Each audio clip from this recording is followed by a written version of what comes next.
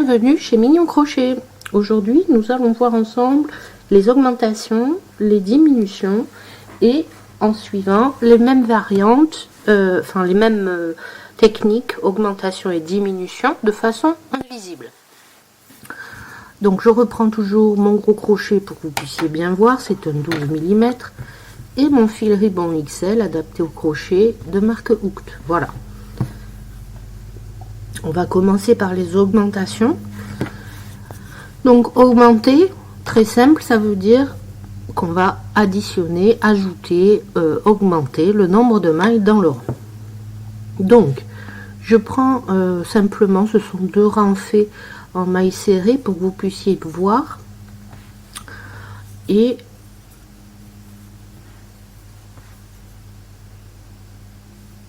on va commencer directement. Allez, donc les augmentations normales. Je fais une première maille, donc là maille serrée, et pour augmenter, tout simplement, je repique dans le même trou.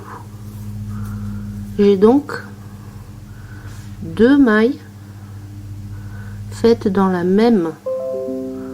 J'ai donc 1, 2, 3 mailles maintenant, alors que dans le rang précédent il n'y en a que deux au même endroit.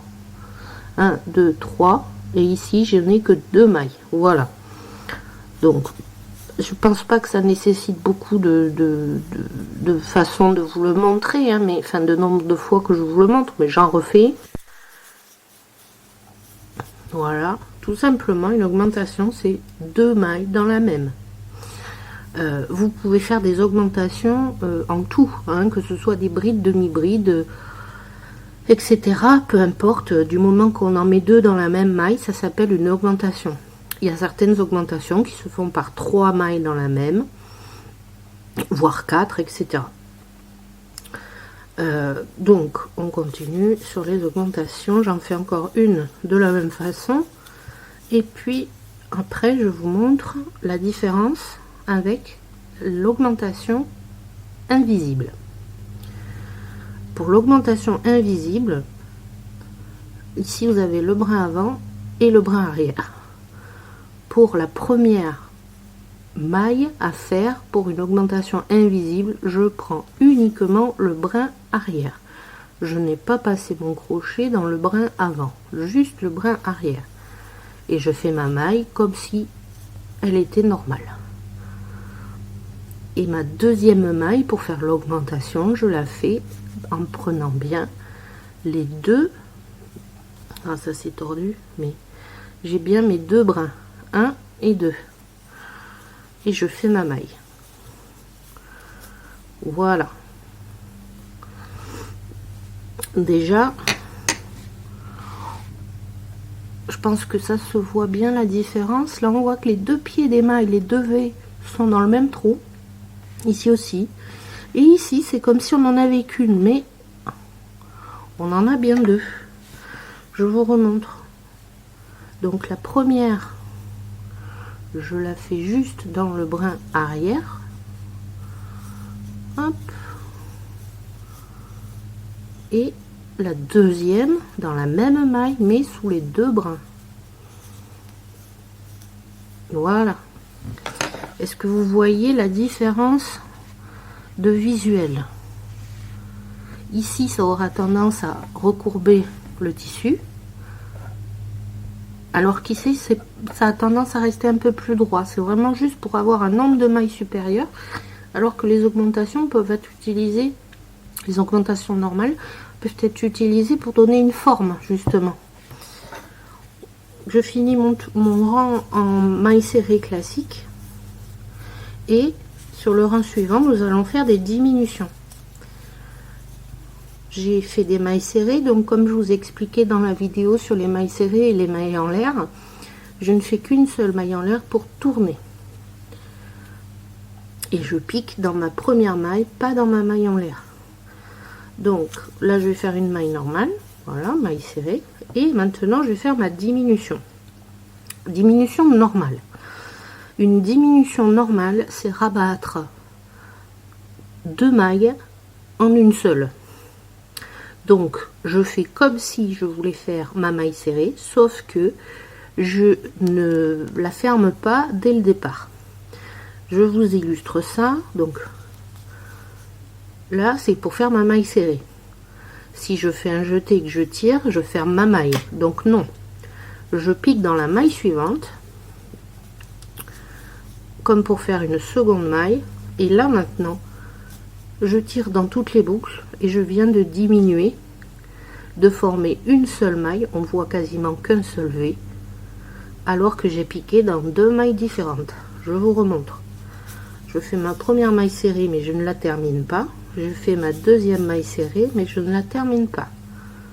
Et maintenant, je termine le tout. Je les rabats tout ensemble. Voilà. On peut faire pareil avec des brides. Je fais 2 mailles en l'air parce que là, j'ai déjà une maille serrée. Donc, je fais 2 mailles en l'air de plus. Ça me fera 3 mailles pour gagner la hauteur de ma bride. Et pour vous montrer. Alors, les brides, on a vu qu'on faisait un jeté, on pique dans la maille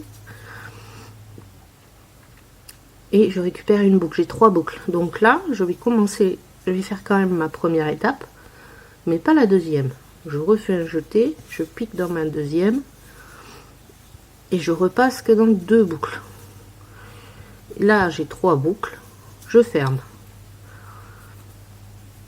Et là, j'ai bien mes 2 brides fermées ensemble. Je vous remontre. Donc je fais comme pour une bride, hop, mais je ne la ferme pas. Je fais comme pour une bride dans la maille suivante, donc je passe dans 2 boucles et je ne la ferme pas. Maintenant que j'ai mes 2 boucles, mes 2 brides quasiment terminées, je ferme le tout. Je les rabats ensemble pour n'en former qu'une ici. Voilà 2 brides, une diminution en bride faite. Alors, je repars sur mes mailles serrées.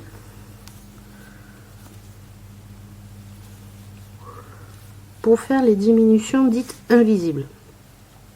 Alors, pour qu'elles soient invisibles, hein, ça sert surtout pour les amigurumi.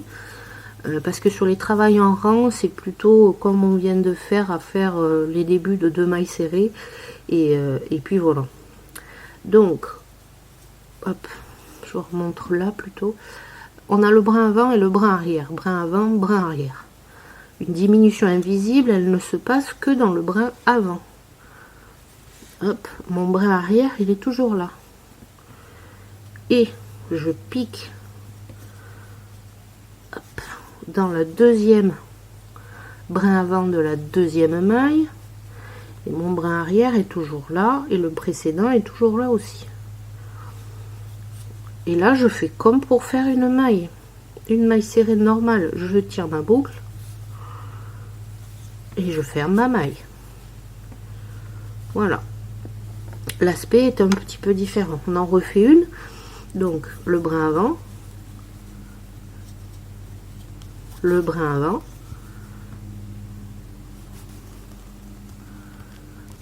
je tire et je ferme. Voilà.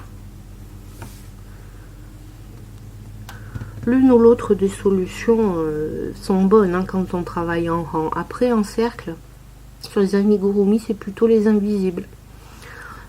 Quand on le fait, parfois vous verrez des diminutions sur brin arrière. Ça se fait aussi parce que on va avoir besoin des brins avant pour faire un autre travail. Alors sur le brin arrière, c'est exactement la même chose. Mais je le passe, je sais pas, vous voyez bien, j'espère. Le brin arrière, le deuxième est ici. Hop. Je prends mon fil, je passe dans les deux. Et je termine ma boucle. Voilà.